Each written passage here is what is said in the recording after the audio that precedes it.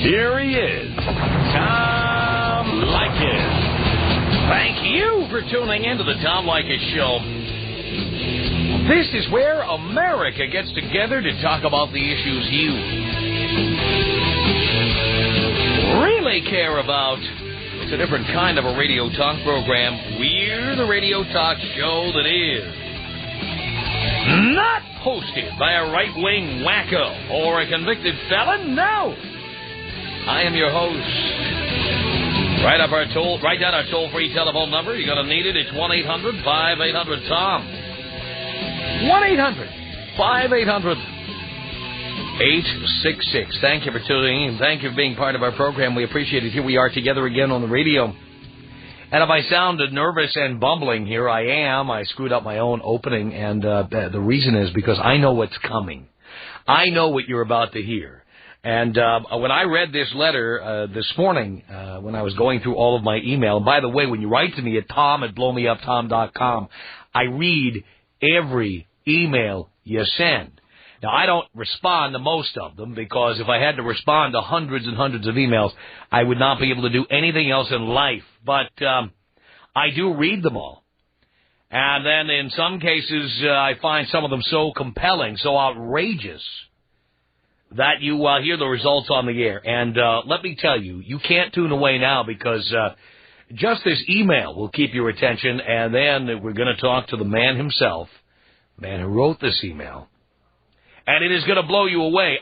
Can I tell you something? It is going to blow you away. I completely recommend that you tune in, turn up the radio, and plan on staying next to the radio for the next hour. This is going to blow you away. It absolutely is. And let me start by reading it to you, and then we will get to the man who wrote it, because it's wild. I just got this morning. It just came off the printing press here. That's right. We don't use laser printer here. We have a printing press here at Westwood One. Tom, I am 28 years old, and last night my life took an incredible turn for the worse. The story I am about to tell you, pardon me if it's fragmented, I am still quite shaken up.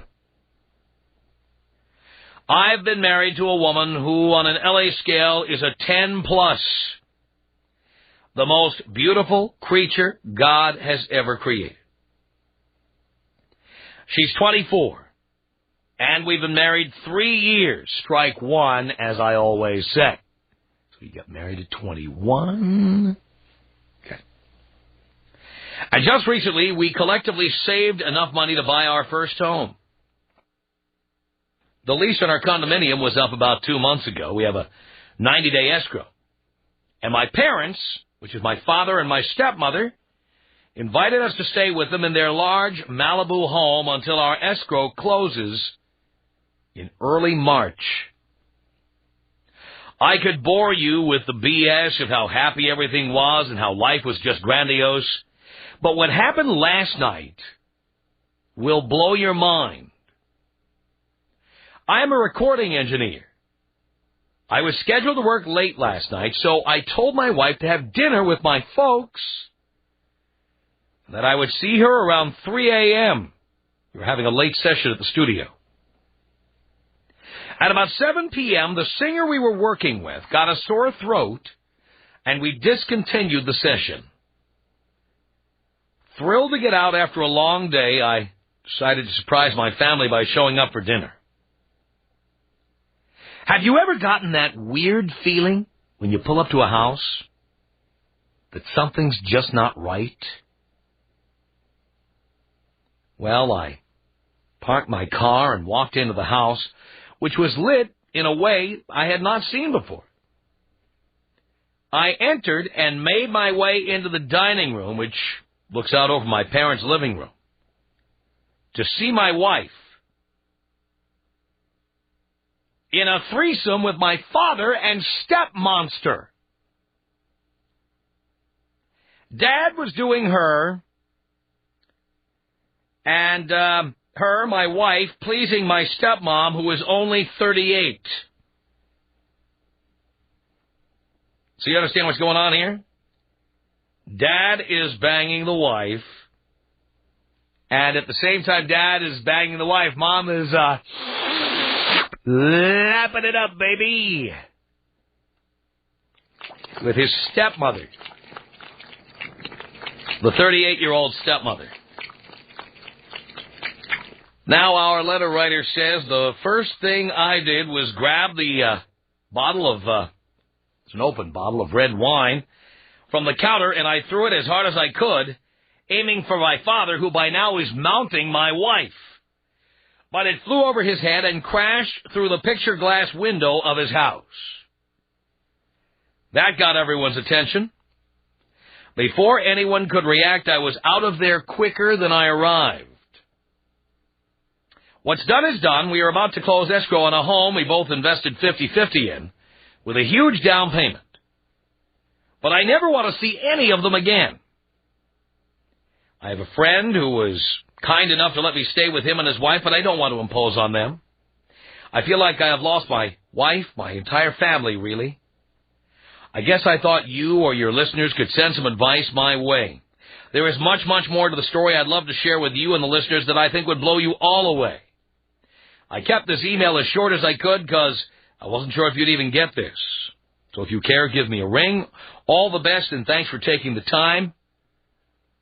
Signed, Eric. Well, we do have Eric on the phone here, and that is an amazing story. Hey, Tom. Good evening. Good evening. Hello, Dad. Well, son, I had no idea it was going to get this rough for you. Ooh, boy, yeah. You know, I was talking to your producers on the show, and they're a great group, by the way, and I want to say thank you to them for making this as comfortable as possible. It has not been an easy couple of days. Well, I'll bet it hasn't. Yeah. Now, have you heard from any members of your family since you wrote this email? Since I wrote the email, or since I walked in on them? Well, that's the thing. I mean, it doesn't seem to indicate in here that you'd heard from anybody. Had you? Oh, God, the phone's ring off the hook. I'm actually I was apprehensive about giving the station my number because I'm staying with a friend, and I kind of have been bouncing from place to place. I keep my cell phone off. I don't answer on, calls that are unblocked. Or restricted numbers. I mean, yeah, they've been calling and leaving messages like unbelievably. Wow. And what are they saying? Anything, or just ask you to call back? Actually, of all people that's been calling, it's actually been my stepmom that's been doing most of the calling. We need to talk, we need to get together, and, I haven't returned any calls. I've got my own take on the whole situation, but, yeah, I totally ignored them. Not return the calls, but I've saved all the messages, obviously, because obviously it's all going to get down to legal when you go to divorce the bitch. But all the messages have been saved, and that's it. Well, it's one thing to divorce the bitch, but your own dad is involved here. Yeah, I know, and I consider her my mom. My real mom passed away when I was very young, and so she's like, yeah, like a mom to me too. So it's been a rough couple days, and. My sister and I have always joked, and I've not told her yet, we've always joked that we were able to deal with tragedy very well, and I've always felt, especially since my mom died, life's like Vegas. You go to Vegas, you get help, dealt a hand of cards. You cannot send them back and say, I don't like that hand. And I've always tried to live my life that way. Is what you get dealt is what you get dealt. You move forward and you deal with it. And your wife, have you heard from her? Oh, God, like 350 messages already, yeah. And what does she say? I listened to the first two, and I haven't listened to any more. Mostly it's been... I mean, what possible explanation can anybody have for this? You know what, at least the messages that I took the time to listen to, Tom, I didn't even... They weren't even anything other than, my God, call me, I love you, call me, we need to talk, call me. I mean, I stopped listening after the first two because they just were so pathetic, and I'm so angry they make me sick. I didn't want to listen to them. And your dad, has he called you too? No. Oh, he hasn't called? No, he hasn't had the balls. He had the balls to, bang my wife, but he hadn't had the balls to call his own. Well, we know whose idea this was. I'll start with that. Yeah, I kind of do too. Did you ever suspect, and you say there's more to the story, and I want to get to that in a couple of minutes here, but did you ever suspect that this was even remotely possible? Did anybody ever look at anybody funny, or? I'll tell you the only signpost, we've been married, a couple years, and The only signpost I had was my father's a photographer, and he, you know, my wife's very attractive. I didn't just say that in my email to get your attention. I mean, she is a 10 on a 10, L.A., all the way across the board. And she always wanted to model and do things. And my dad offered, hey, let me take some pictures. And they went out one day and took pictures like a year ago. And when I got the pictures back, I was a little uncomfortable. You know, it wasn't any nude or spread eagle or anything. She was, you know, kind of very sexy pictures. But he's never taken modeling pictures. You know what I mean? He's always done like, you know. So he had no background doing that, but he jumped right in and offered his help. In the modeling world, no. But it was like when I looked at the pictures, I was like, ugh. It kind of made me feel a little, It's creepy. Your dad is taking pictures of your wife. Yeah. Yeah. I thought creepy. Like, you know, just headshots or something, and they wound up being like these sexy, you know, like her in these Daisy Duke type shorts and a tied in a knot shirt and kind of sleazy B-rate, you know, straight on the cover of Hot Rod Bikes type stuff, but a little bit more in-depth. Not quite lowrider, but... not quite, but on its way, yes. Right. Making its way down the hall. I understand. Yeah. All right, Eric, hang on there a second. We're going to continue. You heard Eric's email, and I know you've got comments for him, and we'll give you the opportunity coming up at 1-800-5800-TOM. But Eric says there's even more to the story, and I want to hear what he's got to say. Coming up... Tom Leykis. 1-800-5800-TOM. Hello, Tom. How are you? Do you care, Elise? You know what? I really don't, but that's okay. I got on the air. It's the Tom Leykis Show. Tom Leykis Show, 1-800-5800-TOM is our telephone number. And we are talking with Eric. Eric wrote to us and, in a nutshell, told us that he showed up at his folks' house for dinner, and his wife was going over to have dinner with them, and he was going to surprise them. You know, like, hey, I'm home early, let's have dinner. And when he got there, his dad was banging his wife, and his wife was pleasuring his stepmother all at the same time. It was all going on right there, right in front of him. And he hasn't talked to any of these people since then. Eric, you said you have more to the story, and we certainly want to know all, so do tell. Oh, God, you'd be going way past your time slot, man. I wouldn't want to do that to you. You know, it started with the pictures. As I said in my email to you, Tom, we were staying in a condo we got together that we've been leasing, you know, since we got married a few years ago, and saving our money. I mean, saving it. It's funny that you had the guest on that you did before I've been on the show. I found that kind of ironic, and I just want to start out by saying I'm sure a lot of callers are going to say, oh, you should have talked to her. And our sex life was great, outstanding. And I'm not just saying that from a guy's point of view. It really was. You know, life's a weird thing. It doles out some pretty amazing twists. You know, my mother and father had a healthy marriage until she passed away. Everything was cool. And I guess my dad and stepmom, I assumed, had a healthy, normal marriage. Right. Who knows what they were doing with other people? I mean, well, that's the thing, is you start wondering what the hell is going on. And, but, you know, to go back to your question, sorry, I'm still kind of scatterbrained about it. I understand. We have, you know, we start our life together. We get, you know, cats. We get the stupid condo. We get cars. We get all this stuff. And we're saving our money for, you know, the dream, you know. And legitimately, it wasn't me just going out and making the money. Like, you know, you often talk your callers about, which I enjoy listening to, about the guys, you know, be careful. And you're not just a ticket. You know, she has a good job. She makes some decent money. And we had a huge down payment to put on a house that we found after about 9 months of looking, and we both contributed 50-50 down the middle, exactly the same amount. You know, I don't even know what to do about that.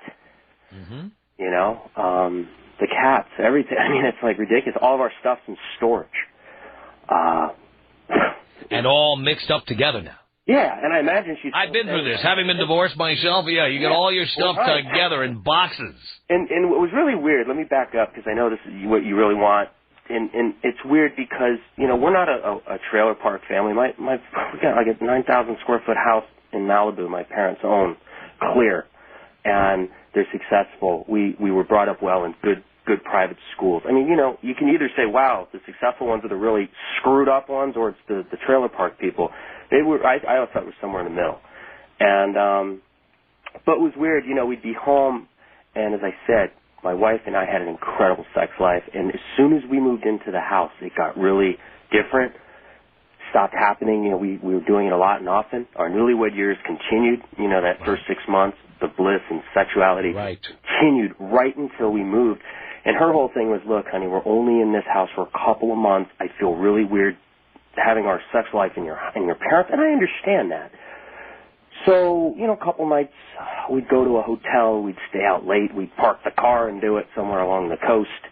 Everything seemed normal from my end, but obviously wasn't. And the only real signpost I had was the pictures that took place a year ago, which never really, you know, a couple of them got printed, they looked good, they got her some work, and, you know, it was a side thing she did not from her normal career. You know, it was weird. My dad actually pulled me aside about 3 weeks ago and said, do you know your wife, you know, was hitting the booze a little early the other day? And I go, what do you mean? And she said, well, you know, he said she was here Saturday, you know, hanging out at the house, and she was already cracking the beers open at 11:30, and my wife's not much of a drinker. Oh, it was Saturday, right? Yeah. I said, all right. So and it was like kind of everything seemed in track with parents, kids, you know. So. You could look at it another way, though, like he was trying to shake your confidence in your marriage. Yeah. Well, he did that. Yeah, but I mean, you know, before anything ever happened. Mm-hmm. Yeah. Yeah, that's a good point. I mean, you know, hindsight's always 20/20. Yeah. And you know, as I said, I've been listening to you loyally since like '97. I got turned on your show here in 97.1.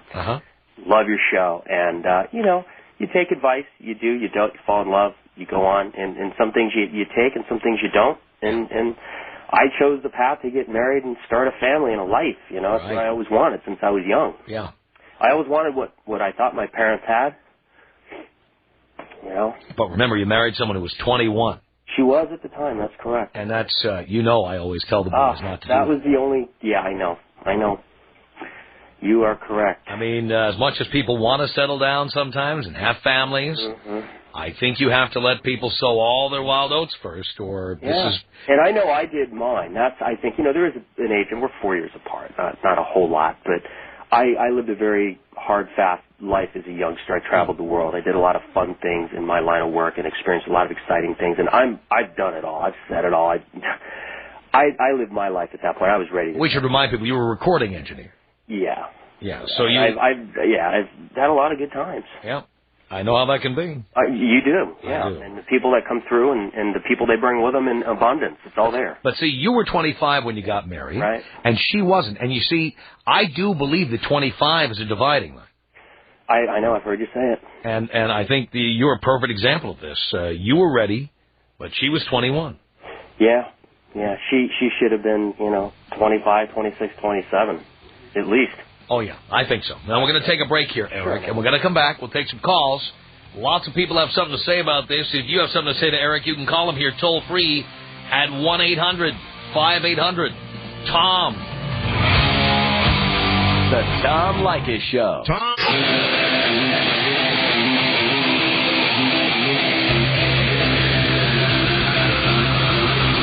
This is the Tom Leykis Show. From Los Angeles at 1-800-5800-TOM. And now we go to your calls for our listener, Eric, at 1-800-5800-TOM. That's our telephone number. Questions? Comments? JJ on the Tom Leykis Show. Hello. Hey, man. Eric, brother, I feel for you, man. Listen, tell me two things. Tell me, one, you don't have any kids with the bitch. No. And two, you had a prenuptial agreement. Well, yes and no. No kids, just cats. And thanks for your siding with me on this one and being fairly gentle. Who could be on the other side? Oh, exactly. I've heard some pretty unbelievable calls come through to your shows. I don't know what I was gonna get. No. Prenup. We have separate bank accounts.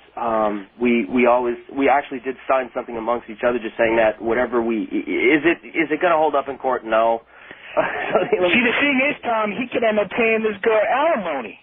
Oh, trust me, I know. And married, 3-4 years? 3 years. 3 years, so you could be paying 18 months of alimony here. Yeah. Listen, man. Good. See, And Christ, I'm so mad over here, man. I can't believe. I'm listening to this story thinking, what the hell would I do? And, I got kids with her, Oh. But it's, thank God for that. Thank God you got animals, man, because, at the end of this, if you have to look at this chick for another day in your life, man, it's ironic is we have two cats. One of them's quote-unquote mine, one is hers. I don't like the other one. She doesn't like mine. So the only thing I think about right now, and I'm not even like an animal wacko. I like my cats. I can live with or without them. But it's like I know which one I want. She can have the other one, Now, is she staying at your parents' house? That's what I actually, when you had me on hold, and I was actually thinking, I go, God, if I were to call her, and I always call her cell phone, but God, she doesn't have the audacity to stay there. But yeah, she would. She'd still stay there and think that was okay somehow. I can just tell. I know she's still there. I know she is. She has to be. Yeah. Has to be. I hesitate to even tell you this, but Dean thinks we should call her right now. Can if you want. All right. Hang on. That's what we'll do.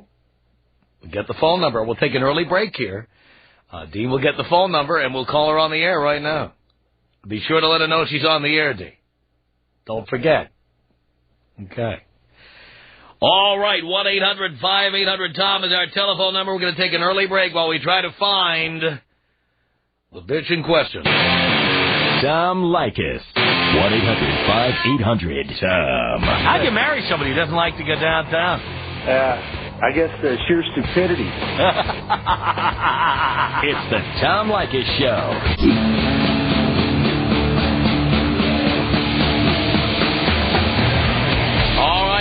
We continue at 1-800-5800-TOM. We have Eric on the line, and we are still trying to find his wife, wherever she is. So Dino is in there dialing numbers, and we'll continue with your calls here. Mike on the Tom Leykis Show. Hello. Tom, Eric, how you guys doing? Hi, Mike. Eric, I'm sorry to hear what's going on. I've never heard of anything like this happen to anybody before. It makes for pretty good tabloid trash, man. Hollywood nonsense or whatever. My heart goes out to you, bro. It truly does. What a crock. I think, though, sounds like your dad's got quite a bit of money, and I think you've got quite a suit against them. Are you a lawyer? No, I'm not. Okay, I expected a lot of lawyers to be calling in. No, I'm not. I'm a guy, though, that's fairly creative, and I think for a lot of emotional, psychological damages, get that woman of yours to sign a paper that she's going to close in the house and walk away. She should close, sign, walk, uncontested divorce. Yeah, I'd make the parents pay for the tuna at the table. Yeah, well, nice term there. Thanks. I honestly, I think we're past, I've got to call in my real estate broker. I think we're past our contingency period, I guess is what they call it. It's my first house. Well, does that mean that you have to buy the house? Does that mean you lose your deposit or something? Right. You know what? I must tell you. One time, I had an escrow date to close on a house, and I found out the Friday before the Monday that my wife at the time was banging somebody else. Ooh. And I had a deposit down the house. That house happened to be $5,000, and I lost the $5,000, but I'd rather lose the $5,000 than end up in divorce court debating over who owns the house. Yeah. Well, you'll pay that much in legal fees. Oh, yeah. To figure out who owns the house when you're all done. I know. And unfortunately, we each have $25,000 in, so it's a $50,000 plus we got. That's a big deposit. That's a huge deposit. Yeah, we're first-time buyers, and we wanted low rates. And right. As I said, I had a little bit of a wild life in the past, and I don't have the best credit. It's not horrible, but I put down a lot to show I was serious and was able to step up. Yeah. And she was fine with that too. I mean, as I said, we went in 50-50. Wow. Maybe your dad wants to compensate you. He owes you at least that much. At least, yeah. Karen on the Tom Leykis Show with Eric. Hello. Hello. Eric, I'm a female, and I think, and I'm going to say that, first of all, revenge is best served cold, and the best revenge is living well. And even though you guys had great sex, you and I could have great sex. I mean, sex is just a body function. Is that an offer, Karen? I mean, I'm going to look at, there's plenty of single, hot, good-looking women who have their stuff together, who would make her look like crap, who wouldn't screw your dad and his wife. What does what does her mother look like? What does my mother look like? No. I'm asking Eric what his wife's mother looks like. Her mother is actually my stepmother. Yeah. No. Her mother. Yeah, your wife's mother. Oh, my wife's mother. Your mother-in-law. Yeah, she lives back east. They're back in Connecticut. She's not a horrible-looking woman, actually. It's like I look at my wife and say, okay, in 30 years, it's not bad. You could live with that. Yeah. But not worth flying to Connecticut to cause trouble. No, I can get some revenge in there. No. But he should leave her. What's that? You should get rid of her. You're only 25. Just get rid of her. I'm 28. Cut your losses. You're 28? I'm 28. She's 24. You should cut your losses. Get rid of her. I mean, what do you want to tell people? Oh, my wife is beautiful. She's good in the bed, in the sack, and she slept with my dad. You don't want to be with somebody that's your history. And if you get back together with her, you're going to be pissed off every time you look at her because you're going to think about, she screwed my dad, and who else is she out there screwing? Plus, she likes women, too, obviously, so you have to worry about every other person out there. Did you ever even know that your wife was into that? You know, I'll tell you something funny, and again, I'm trying to find humor in this. My uncle, I'm not going to say his name because I got a few uncles. I've got an uncle in San Diego that he left his wife back in 1979 because he walked in on her in bed with another woman, and I used to tease him and say, dude, that's a prize. You don't leave that. You know what? I understand now. I understand. Yeah. You know, I used to tease him. I was a kid when this happened. You know? Yeah. It's different when you bring a chick home and say to your wife, okay, here. But not when you find out as a surprise. Right. Different. Yeah. Karen, thank you. Thanks, Karen. Harold on the Tom Leykis Show with Eric. Hello. Hello, Tom. Hello, Harold. How's it going? Okay. Eric, I feel for you, man. Sorry to hear what's going on with you. But I just got one simple advice. Just dump that bitch, man. Get over with. Count your losses and move on. You're a young guy. You seem smart. You sound smart.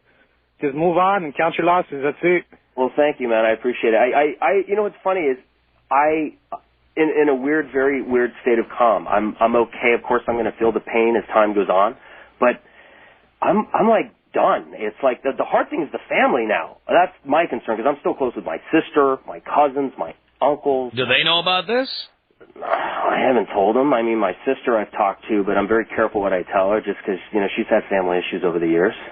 Uh-huh. You know, nothing like this. I mean, other things, but, you know, it's just, I don't know what to do.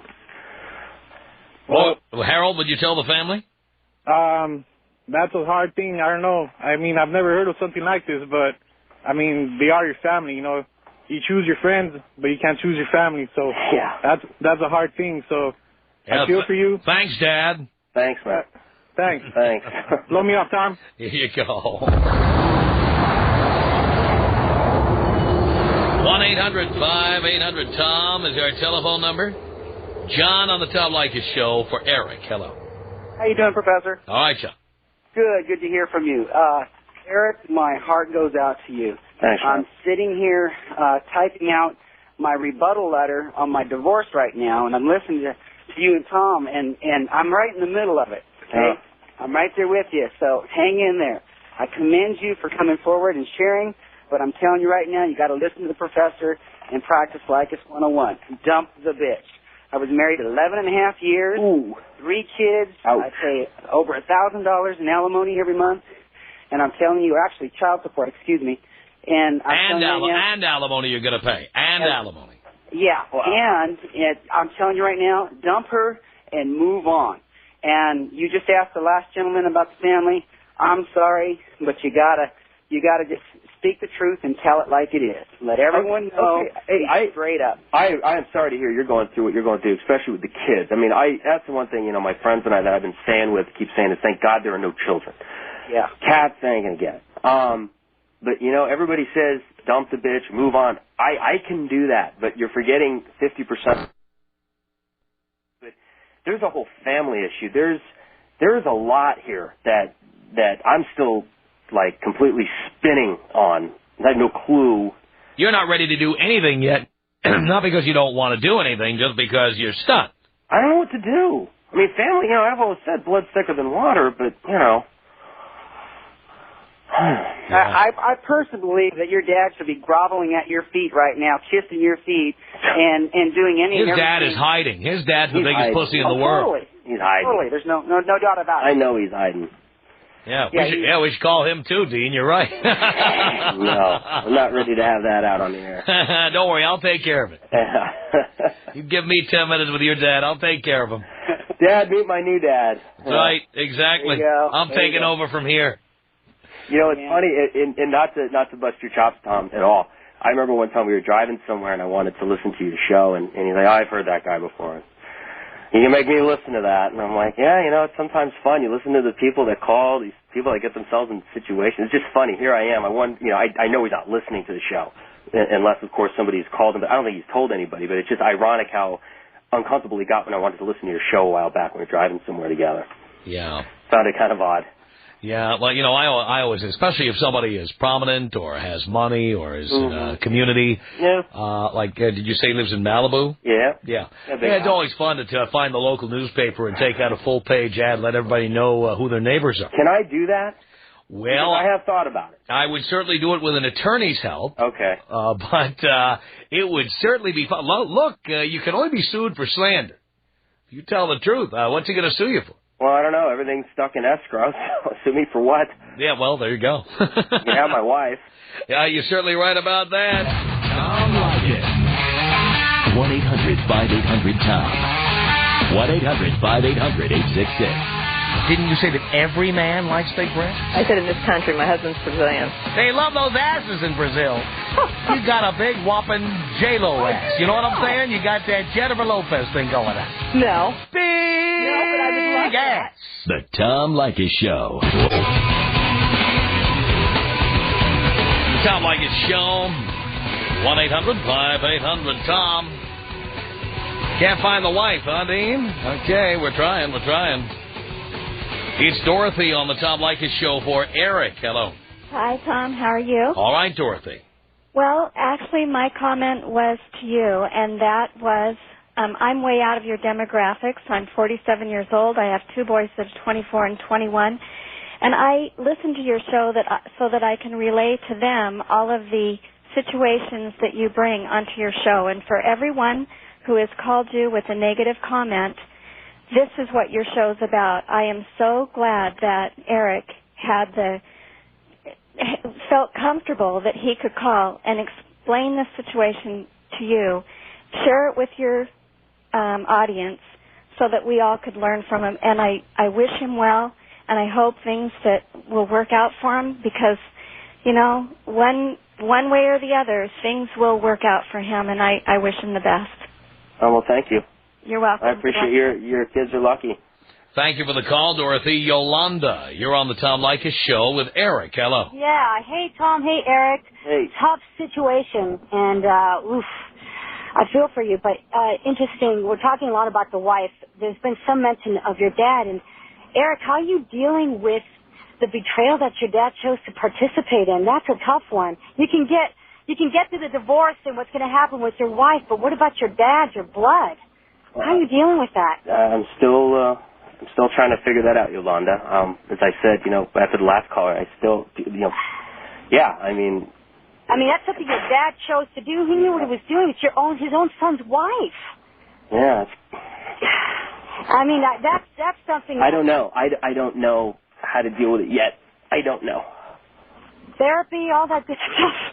Something. I hope you can get through it because that's a tough one. I think a trip to like Hawaii or something is the first thing. I've got, you know, as I was telling the guy when I was on hold, I think I'm just gonna take some time and finish up something I'm doing right now with work and just bail out, check out for a while. Not do anything stupid like, you know, I'm not like emotionally unstable, but just go check out and go far away. Does he talk to you often, or does he call you often? Well, before this, yeah, we actually are very close, talk a lot. You know, normal father-son relationship, but it's I'd say closer than most. I mean, a lot of my friends talk to their parents once a month, birthdays, holidays. Right. I talk to them once, twice a week. You know, try to slip over to the house for a ball game, go to ball games together, do things like that. You don't want to think about how long this has been going on.